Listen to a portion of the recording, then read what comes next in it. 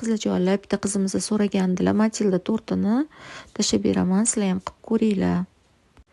Eng bezarar bo'lgan biskvit, shuning uchun biz shu biskvitdan tayyorladik. Yana 5 ta tuxum oqini sarig'idan ajratib olamiz.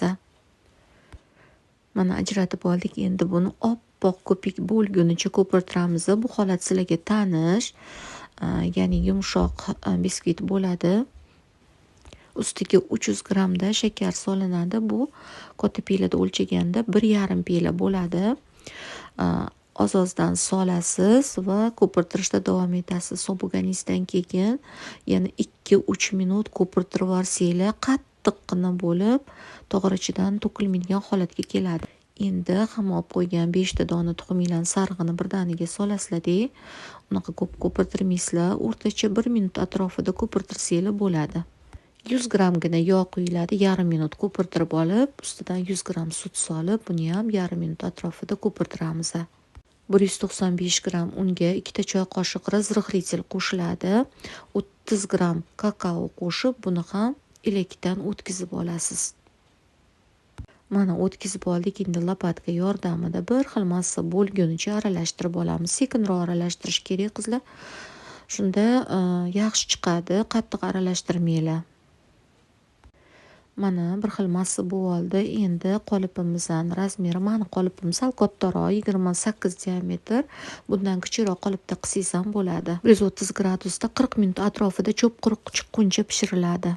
Krem uchun 300 gramm qaymoqqa 200 gramm shakar solamiz va isitib olamiz qizlar. Isitib olganinglarda qo'linglar sal kuysin. Ustiga qora va молочный shokoladni aralashtirib 300 grammini sovolasizlar va issig'ida eritib olasizlar. Gazni o'chirgan holat bo'lishi kerak. Mana erib oldi. Endi buni ustiga kakaodan 30 gramm solinadi. Elakdan o'tkazib, teglarini o'girib aralashtirib olasizlar.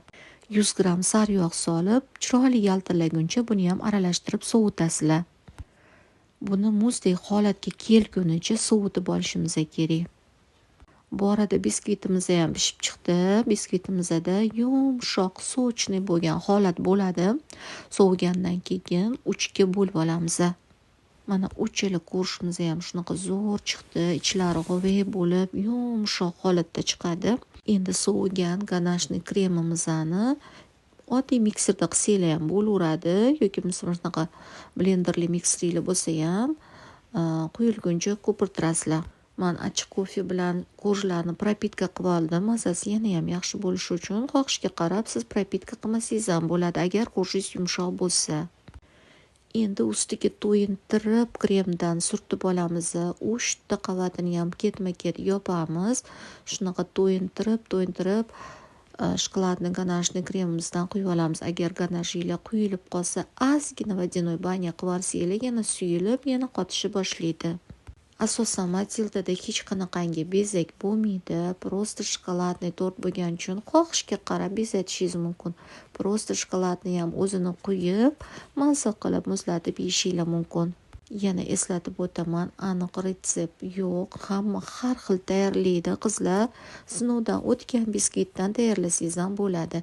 Ichlarini yaxshilab shokoladga to'yintirib, xohlasanglar yana shokoladla sevsanglar ham bo'ladi. O'zi shundoq ham mazali chiqadi. Mana kesik holatda ham ko'ring, shunaqangi sochniy bo'lib turibdi. Kesilayotganda ham 1 soat muzxonada turdi. Shunda bo'lsa ham juda yumshoq bo'ladi.